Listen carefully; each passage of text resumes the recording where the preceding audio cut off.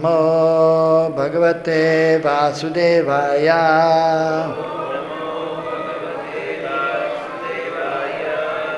Om Namo Bhagavate Vasudevaya.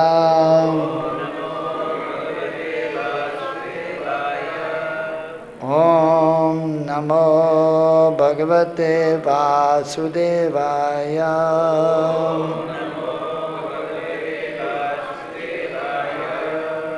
Narayanam namaskritya naram chaiva narottamam devim sarasatim vyasam tato jayamudirayet.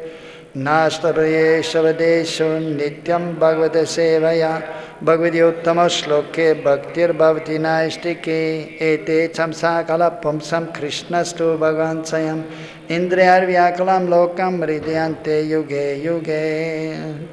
So we're reading from the Srimad Bhagavatam, 10th canto, 14th chapter, text number 7. Guṇātmanas te api guṇān vimātuṁ hitāvatīrṇasya ka īśire sya kālena yair va vimitāḥ su-kalpair bhū-pāṁśavaḥ ke mihikā dyu-bhāsaḥ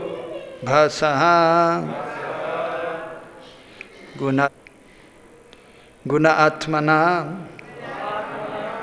of the possessor of all superior qualities.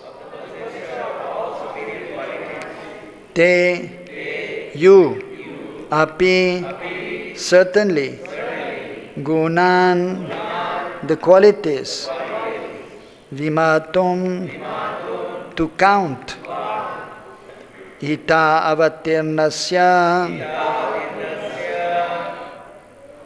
who have descended for the benefit of all living entities. Ke, who, īśire, are able, asya, of the universe, kālena, in due course of time, yaiḥ, by whom, va, or, vimitāḥ, counted, su-kalpaiḥ, by great scientists, bhū-pāṁśavaḥ, the atoms of an earthly planet, ke, in the sky, mihikā, the particles of snow, dyu-bhāsaḥ, the illumination of stars and planets. Translation and purport. Translation. In time, learned philosophers or scientists might be able to count all the atoms of the earth, the particles of snow, or perhaps even the shining molecules radiating from the sun, the stars and other luminaries. But among these learned men, who could possibly count the unlimited transcendental qualities possessed by you, the Supreme Personality of Godhead, who have descended onto the surface of the earth for the benefit of all living entities? Purport.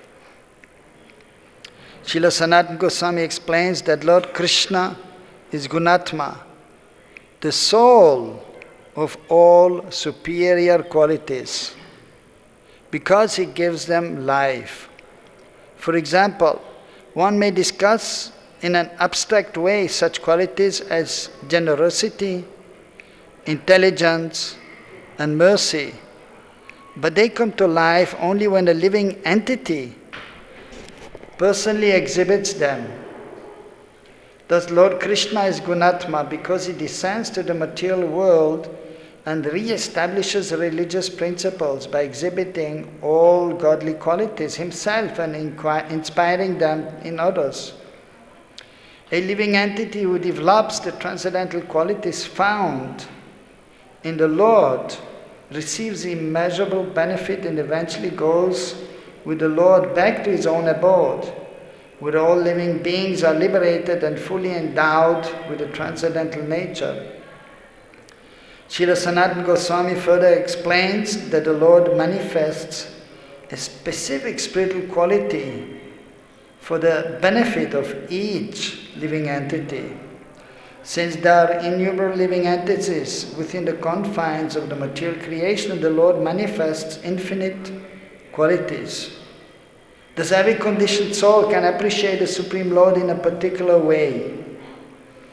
The example is given here that even if the most learned scholars could someday count the particles of earth, snow and light, they would still fail to understand the qualities of the Lord. In this example, earth, snow and light are progressively more subtle. Thus it is to be understood that there is an increasing difficulty in counting their virtuality, their virtually infinite particles. According to Srila Vishwanath Chakravarti Thakur, great personalities like Lord Chankarshan actually have counted the numbers of atoms on the earth and even the molecules in the entire universe. Yet even such a personality as Shankarshan, who has been continuously chanting the glories of the Lord since time immemorial, has not even approached the final count of those qualities. Bandeham Sri Guru Sri Uttapada Kamalan Sri Gurun Vaishnavamscha Sri Rupam Sagrajatam Sahagana Raganatanvitam Tam Sajivam Sadvaitam Savadutam Parjana Saitam Krishna Chaitanya Devam Sri Radha Krishna Padam Sahagana Lalita Sri Vishakanvitamscha He Krishna Karuna Sindhu Dīnabandho Jagatpate Gopesha Govika Radha Kanta Namastade Tatta Kanchana Gaurangi Radhe Vrindavaneshari Prijabhano Sude Devi Pranamami Hari Priye Vanchakalpa Tarubhyascha Kripa Sindhu Bevacha Paritanam Pavanebhyo Vaishnavebhyo Namo Namaha Sri Krishna Chaitanya Prabhu Nityananda Sri Advaita Gadadhara Shivajari Gaura Bhakta Vrinda Hare Krishna Krishna Krishna Hare Hare Hare Rama Rama Rama Hare Hare. The last paragraph, is it? Oh, okay, so, okay. One more paragraph is there on the next page. Lord Krishna exhibits his most astonishing qualities during his childhood pastimes in Vrindavan. When he steals butter from the coward ladies, dances with his girlfriends and plays with his coward boyfriends as their most dear companion. Although appearing like ordinary human activities, such sublime pastimes embody Lord Krishna's immeasurable and innumerable beautiful transcendental qualities, which are the life and soul of the pure devotees. Actually, this paragraph is the most important. Yeah, good. Yeah. Madhuram Samupayat, so it is mentioned, even Prabhupada is mentioned here in the end of the introduction that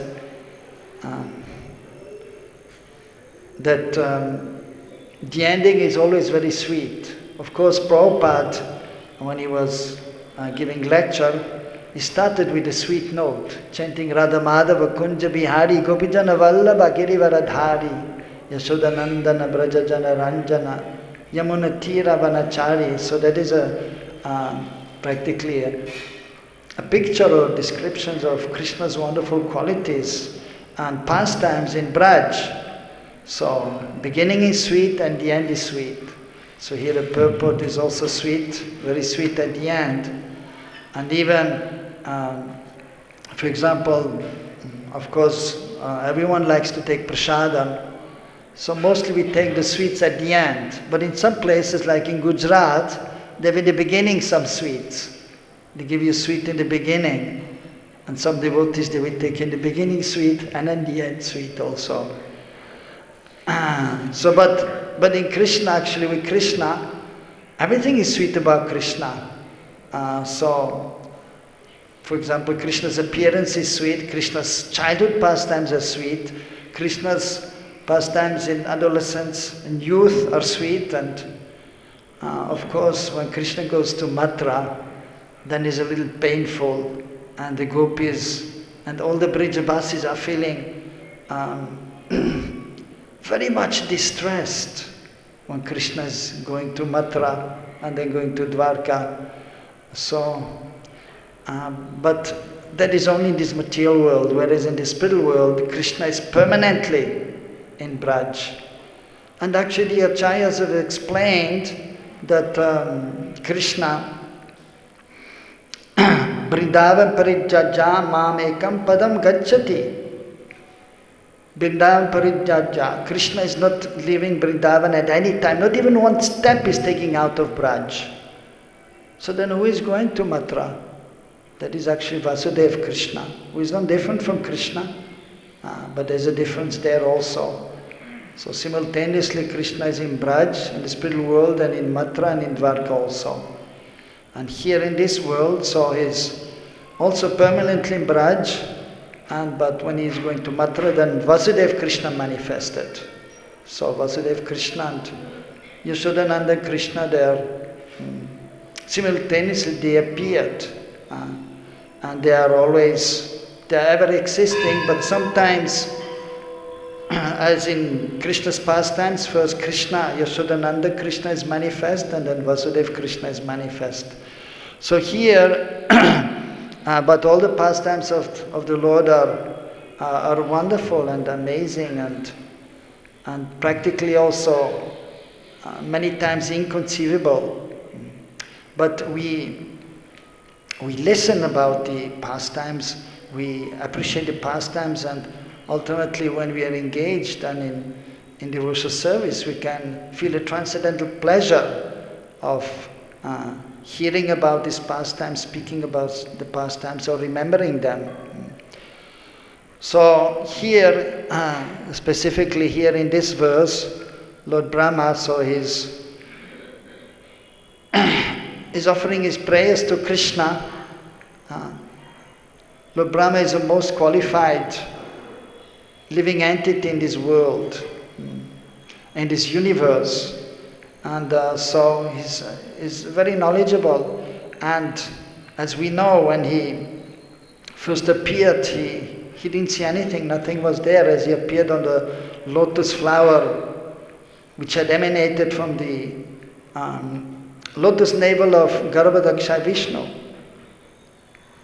So then he was wondering what to do. He was trying to climb down the lotus, but it was so huge he couldn't come to the origin. He went back, and then he was thinking, let me just try to figure out what's happening here. Then he heard the word tapa, and he understood, due to his previous impressions, that he has to do some austerity, some penance, in order to understand what's happening here.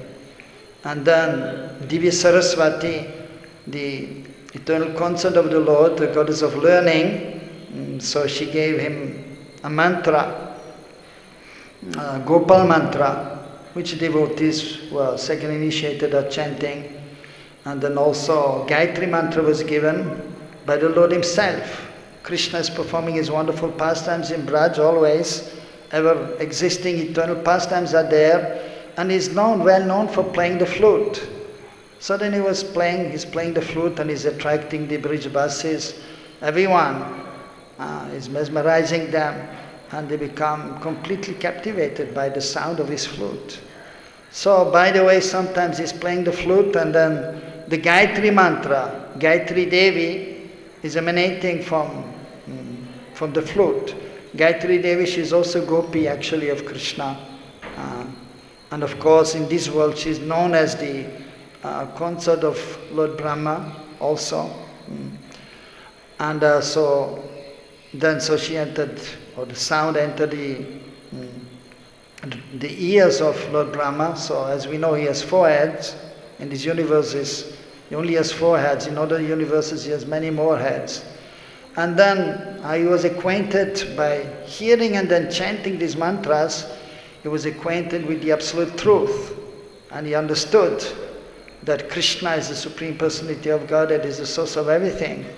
And it was revealed to him that he is a maidservant of Krishna. But not all the details were revealed to him. And then, being inspired by the Lord, so he created the different beings in this world, different forms, in which then the jivas they entered, and then, of course, the different activities are performed by the different embodied beings. But ultimately, of course, everything is a play of the Supreme Lord. His eternal pastimes are there in the spiritual world, and then in this material world,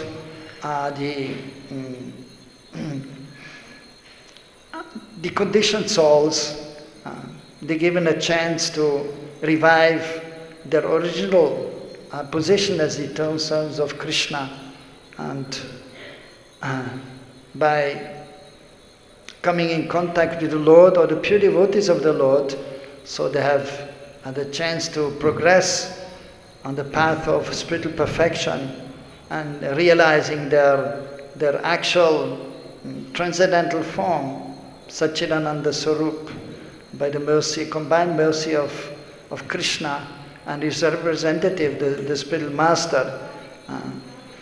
So Lord Brahma, so he had divine vision of the transcendental realm, as it is mentioned in Brahma Samhita, which he compiled himself. Vishwara Parama Krishna Satchidananda Vigraha Nadir Govinda Sarva Karana Karanam, recognizing that Krishna is the supreme controller and is the cause of everything, is the source of everything, of all the spiritual and material worlds, and is the source of all the other different personalities of Godhead. As mentioned in the Bhagavatam, etecham su-kalpair Krishnastu Bhagavan Sayam. The Krishna is certainly the Supreme Personality of Godhead, and all other personalities of Godhead are simply expansions of the simply the expansions of Krishna, or expansions of the expansions of Krishna. So he had seen the spiritual world, and he understood that Krishna is actually the Supreme Personality of Godhead, and then so he is able to see the wonderful pastimes of Krishna. But somehow, sometimes he gets bewildered also. Well, once a day, once in his day, Krishna is appearing in this world, and so practically, and then of course there's some variety in the pastimes of the Lord, but we can see that mostly once in a day he becomes bewildered. Of course, ultimately we understand that it is by the internal potency also, and he thinks that Krishna is an ordinary child. For 1 second he's thinking in this way. How is the Supreme Lord? He's performing pastimes here just like an ordinary child, and is eating with the left hand, which is against the Vedic injunctions. We know we should eat with the right hand. And so his father, Nanda Maharaj, is very learned person also. But still, Krishna is eating, and he must have been taught also nicely, but he's eating sometimes with the left hand. And he was astonished. And for 1 second he forgot that Krishna is the Supreme Personality of Godhead, the source of everything. And as we know, he stole the cows and the calves, and then the gopas, and Krishna expanded himself in all of these, and in this way he's powerful and he has mystic perfections, Lord Brahma, but it is very insignificant in comparison to Krishna's opulences, Krishna's powers, Krishna's So he's known as also Yogeshwar. So he's the Ishwar, so he's the supreme controller and the supreme mystic. So Lord Brahma and the other yogis, they have some mystic perfections, Ashtasiddhi, 8 main ones, and there are 10 secondary mystic opulences or perfections are there, like becoming smaller than the smaller, biggest than the biggest thing in this world, very huge form the yogis may assume, or become very small. But Krishna is the supreme of all mystics, of all yogis. He can become very small, and therefore he is situated in everyone's heart, in his expanded form as Paramatma, Vishnu, residing in everyone's heart. For the normal human beings, so Krishna, well, some different descriptions are there also, of course, because not everyone of the human beings are the same size, or in the age of Kali we are smaller than in the previous ages. Dashangulam, but generally it is mentioned, as mentioned in the Purusha Sukta, Dashangulam. Sasrashesha Purusha Sasraksha Sahasrabat Sabomim Vishvato Vitta Ashtatishta Dashangulam, Dash Angul, 10 fingers. If you keep like this, so that is the size of the super soul. That is the first verse of the Purusha Sukta, glorifying the universal form of the Lord, who has Sahasrashesha, who has thousands of heads, Sahasraksha, Sahasrapad, Aksha, thousands of eyes and hands and feet. So Krishna, as explained here, also in this verse by Lord Brahma himself, that Krishna is guṇa-ātmanaḥ, the possessor of all superior qualities. Gun means quality. So usually, of course, Krishna is the embodiment of all good qualities, and practically they are unlimited qualities of the Lord.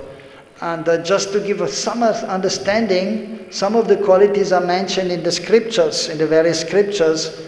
And Srila Rupa Goswami Pad, in his Bhakti Rasamrita Sindhu, Nectar of Devotion, he has listed 64 qualities. And just like it is mentioned here also, that the human beings, they may also have some of these qualities, as mentioned in the purport. So Srila Rupa Goswami has explained, and it is mentioned by Prabhupada, after consulting various scriptures.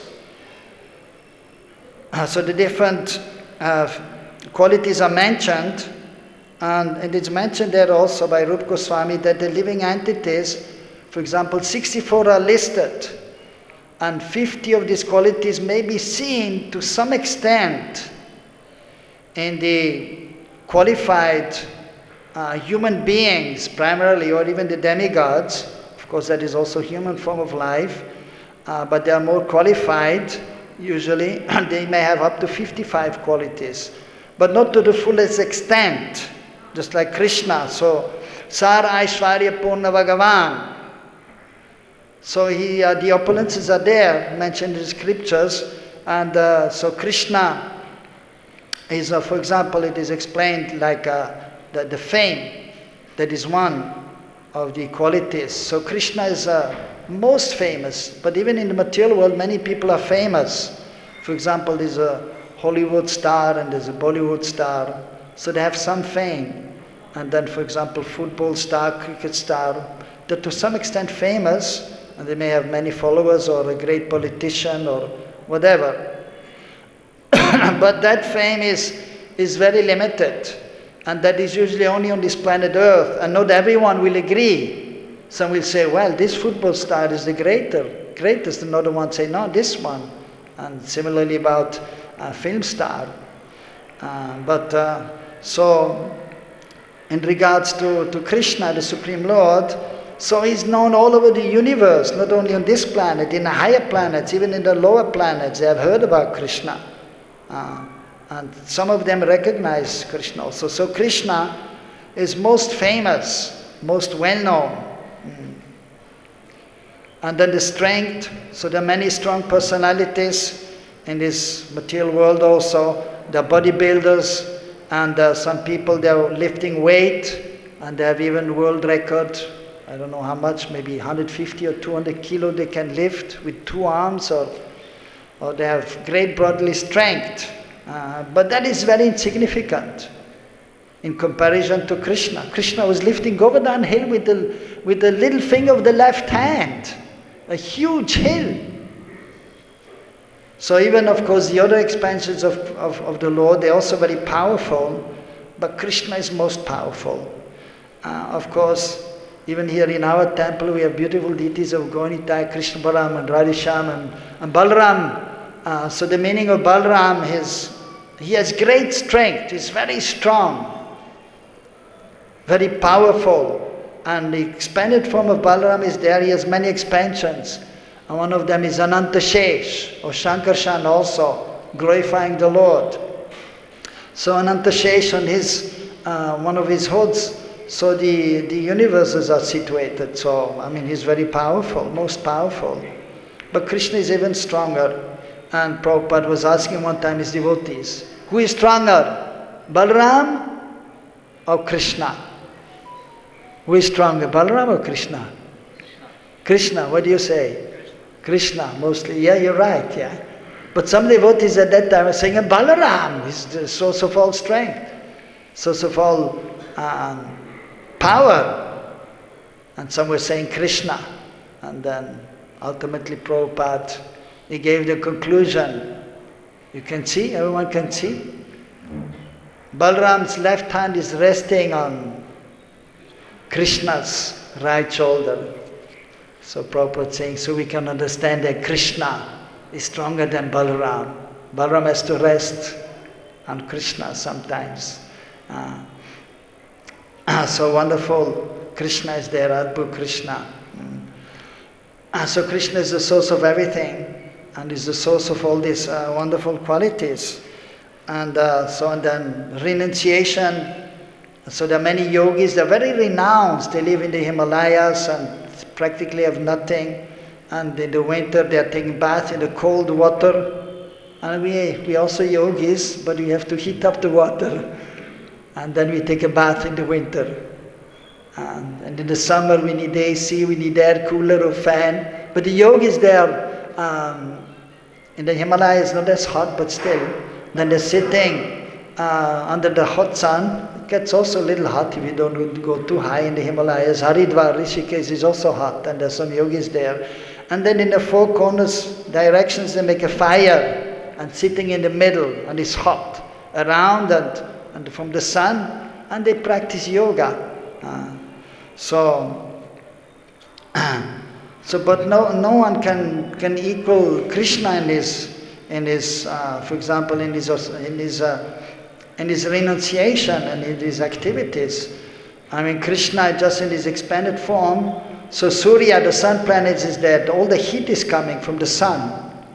And there's a sun god there, also there, his associates are there. But if there's no qualified jiva to take position of the sun god, then an expanded form of Krishna is becoming Surya Narayan. And so we say Surya Bhagavan. So because sometimes an expansion of Krishna, so it's taking the form of the sun god. So it is very hot, and normally we cannot go there. One must have a special body to go there. And so Krishna, so he has all opulences in full, to the highest degree, and at the same time is also most renounced. Usually in the material world, man is attracted to woman and woman is attracted to man. And for the general people to be without a companion of the opposite sex, it is very difficult. So brahmacharis are not so many, sannyasis even less. Even we can see in the society of devotees, because it is difficult to remain celibate. So, to give up the company of beautiful women. So this natural attraction is there. So, of course, Krishna is the source of all beauty and he's most beautiful. And then he's accompanied by the gopis who are most beautiful damsels. women, girls, are the gopis. And even he's dancing with so many of them. During Rasa Leela, 1 billion gopis were there in Sharad Purnima. And he's dancing, expanding himself for doing so fast the Rasa Leela. But then at one point, so he left all of them. And of course Srimati Radharani was there, and she's most beautiful and most attractive, and so Krishna is very much appreciating her transcendental qualities and her love for him.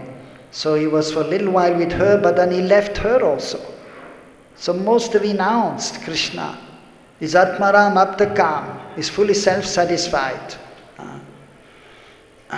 So these are his transcendental qualities, and so even of course, so in this material world as explained, the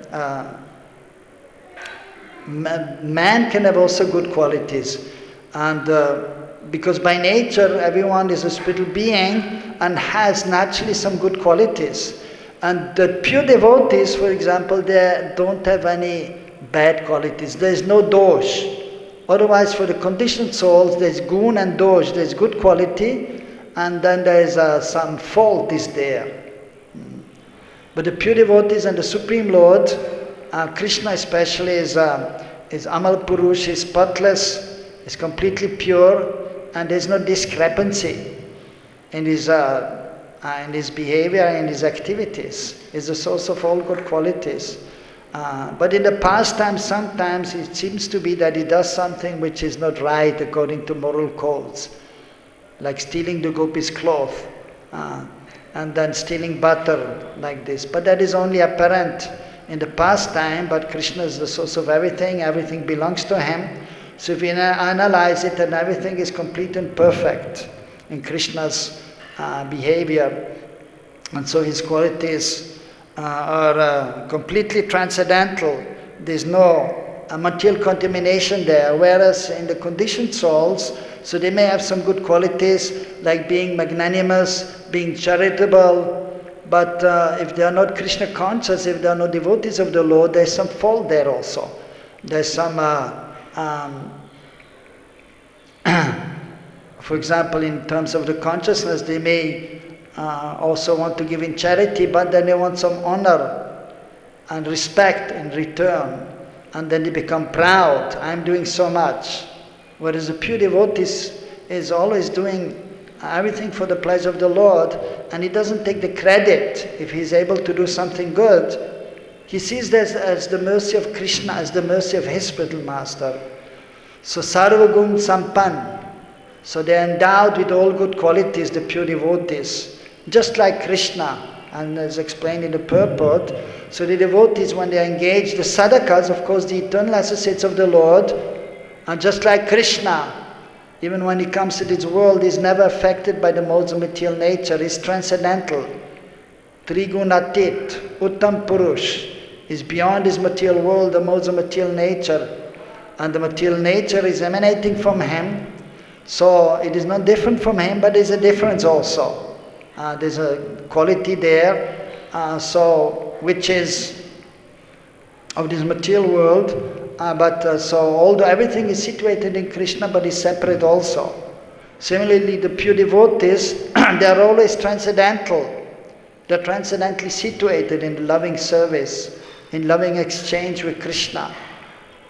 Also, their qualities are completely transcendental, and they have no dosh, no fault. Similarly, just like Krishna, similarly also the pure devotees, sometimes in this world it appears to be there's a fault, but there's no fault. Just like Krishna, sometimes in transcendental ecstasy, he is so when he's thinking especially about Srimati Radharani, sometimes he becomes transcendentally bewildered. And Krishna is the Supreme Lord, but at the same time is taking care of cows and calves also, in a playful way. So very easily he can control them by playing the flute or just calling them. And because they have so much love for Krishna, they come to Krishna immediately when he's calling them. And so he's in playful ways milking the cows also in the evening.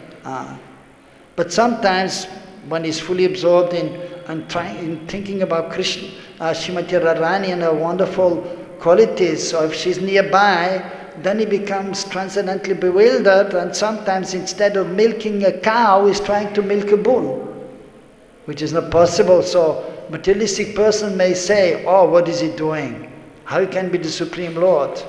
He's trying to milk a bull. What is this? So, but it is a transcendental pastime, and the devotees, they can appreciate those who are properly situated.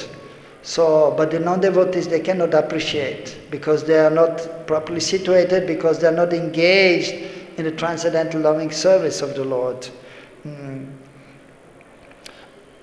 So the devotees, so similarly, they also, when they are fully engaged in devotional service, they are, the eternal associates are always transcendently situated, and the devotees who are engaged in devotional service, so the more pure the sadhaka becomes, the more he becomes transcendental, and the more these transcendental qualities they manifest, and they become beautiful and effulgent, and then they can have all these qualities which are mentioned there, an act of devotion to some extent. Like one of them that is mentioned, wonderful linguist. So Krishna, he speaks so many languages he can speak. And even he's talking to the animals, to the parrots. Of course, the parrots, they can speak nicely also. But then, for example, the cows are mooing.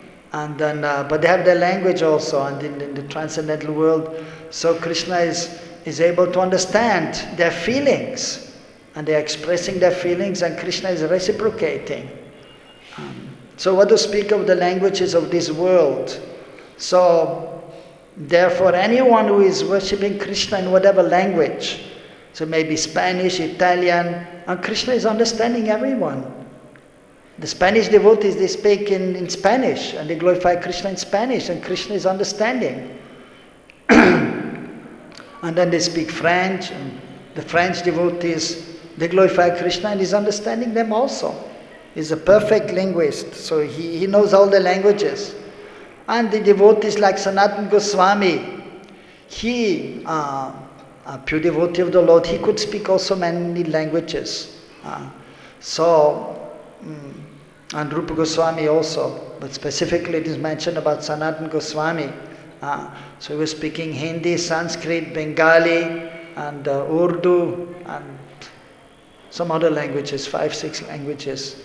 So by Krishna's mercy, so the devotees, they are qualified, and they very quickly they can learn so much of this material world. Of course, nobody can compare to Krishna. That is not possible. And here one point which is made, that the learned philosophers, very qualified persons, they may be able to count all the atoms of the earth, the particles of snow, which practically nobody can do. It is mentioned they may do, like even the scientists, they are saying, in the future we will do this, we will do that. In the future we'll go to the sun planet. Of course, just now I saw, first time NASA sent one rocket or whatever, and it touched the sun. I just read it 2 days ago. But actually it is not possible. And even, of course, they were saying we went to the moon. But we know it is not possible.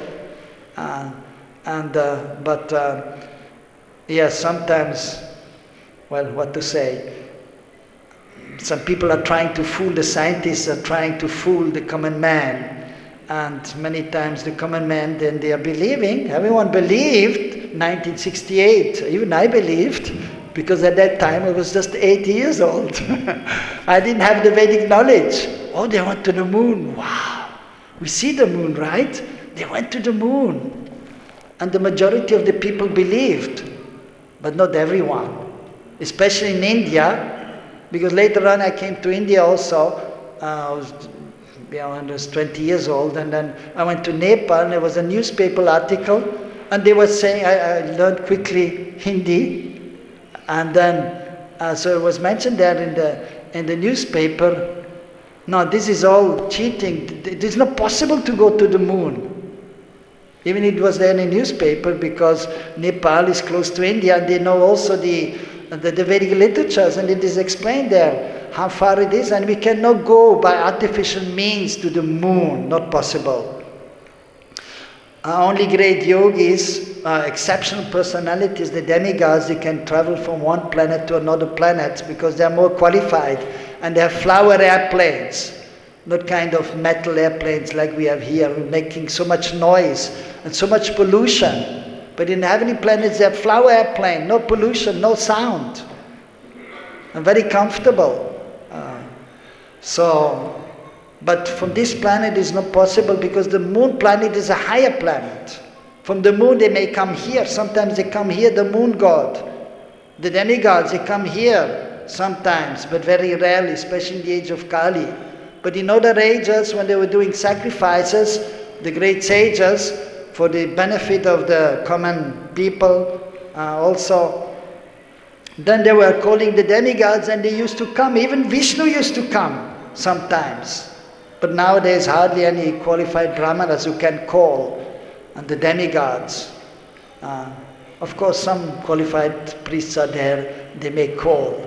Even we do yagyas, we call Vishnu, or we call Krishna in the pot. And we have faith and we know that is there. Those who are pujaris, who do deity worship, who are experienced, they call the deity in the pot. And we're not just worshipping a pot, we're worshipping Krishna, we're worshipping Mahaprabhu.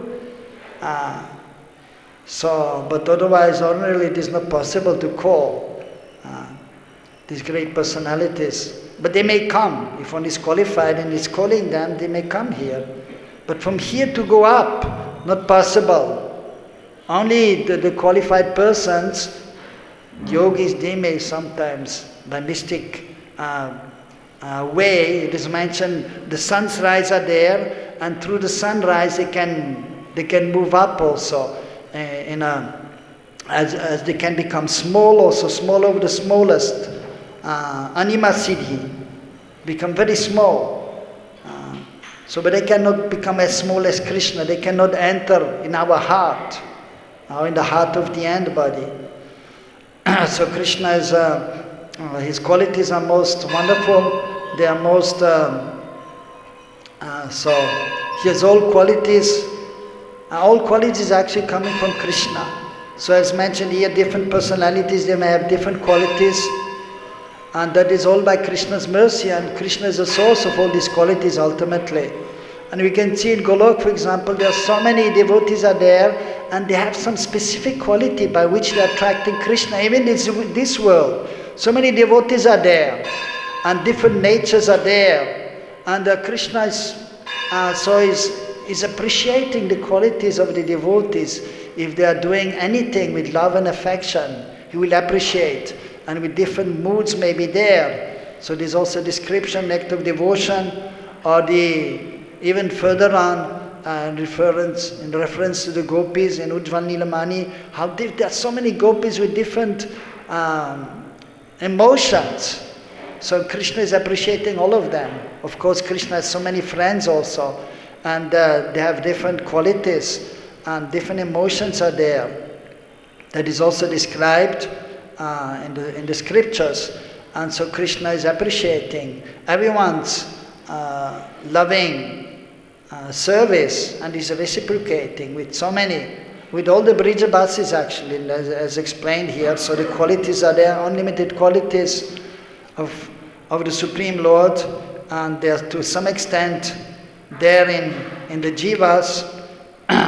But then four most wonderful, astonishing qualities are there.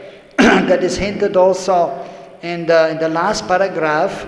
The most astonishing qualities during his childhood pastimes, when Krishna is stealing butter, or dancing with his girlfriends, and playing with his coward boyfriends. So these are most wonderful qualities.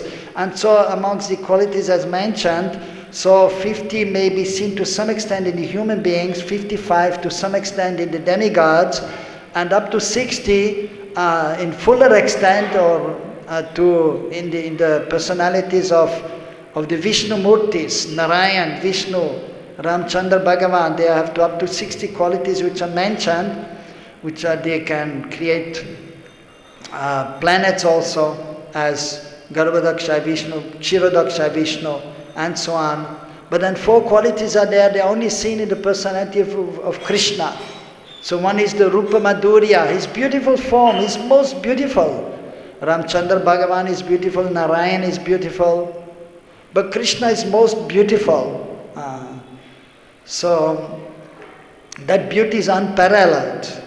And it is also explained when Krishna is with his friends, because of the love of his companions, Krishna becomes more beautiful.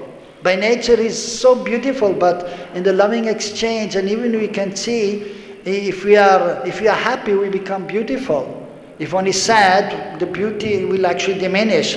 If you are angry, then even the beauty is less of a person. But if one is happy, if one is together with friends and one is more happy, then one becomes more beautiful. And so Krishna is always beautiful, but is more beautiful in the loving exchange with his friends. He's even more beautiful in the loving exchange with Mother Yashoda, and is most beautiful in the loving exchange with the gopis. And is even more beautiful when he's together with Srimati Radharani, because she's the embodiment of the highest transcendental qualities. And so the Rupa Madhurya, then Venu Madhurya is there, and then as explained, the astonishing pastimes. So the loving exchange, the Prem Madhurya, and then Lila Madhurya, the loving pastimes of Krishna with the Brijvasis, that is most beautiful, most wonderful. And so Krishna is the embodiment of all these qualities, and it is recognized by all the great personalities, headed by Lord Brahma and all the great sages and the pure devotees of the Lord. Hare Krishna. Okay, I'm a little over time. Only a little bit. So, if the President allows, we can ask one question. Or which President? Yeah.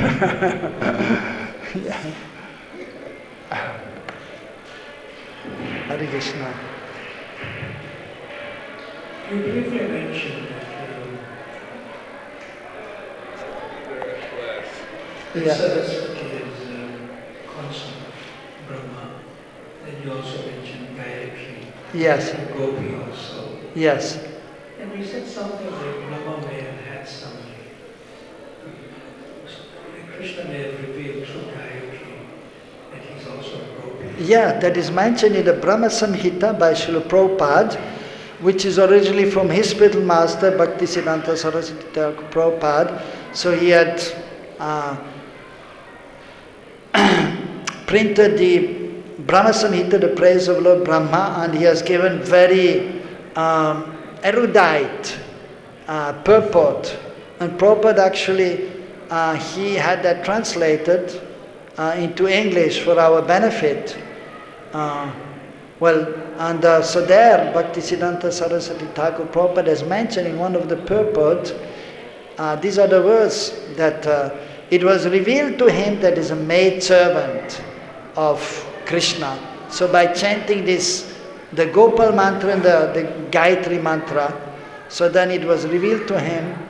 So he had a realization of Krishna Sarup, that is the Supreme Lord, and it was revealed to him that is a maid servant, means a gopi or a manjari of Krishna.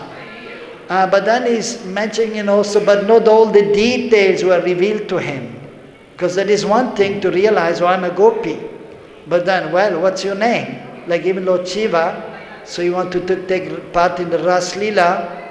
So then Purnamasi, by her mercy, so he became a gopi, but then he didn't have a name also. And then the gopis, they saw, oh, this one new, one strange woman here. And then they asked him, so they asked Lord Shiva as a gopi, so where are you from, what's your name? And the name was not given, he was just not saying anything, they slapped him a few times. Shiva in a gopi form, and he was just there, and Krishna came, well, that is actually Lord Shiva, and he wanted to just see the wonderful pastime of our singing and dancing together. So Lord Brahma also, it was revealed that he's a gopi, but his name was not revealed, or what is his seva. So that was not revealed to Lord Brahma. So he had to do some more bhajan. He had to wait a little more. He had to chant more the Gayatri mantra. And then he came in Mahaprabhu's pastime also as Haridas Thakur, and he was chanting, Hare Krishna, Krishna Krishna, Hare Hare, Hare Ram, Ram Ram, Hare Hare. So the form and the name and all things that is revealed step by step. And of course it's not with everyone the same. Sometimes somebody will realize one's name first and then some other things may be revealed. So, but that is by the mercy of the Lord, and especially by our endeavor also. We have to endeavor chanting the holy name, chanting the Gayatri mantras, engaging in devotional service. Then slowly but surely our transcendental form and our seva in the spiritual realm will be revealed slowly but surely by the mercy of the Lord and the mercy of the pure devotee. So, Hare Krishna.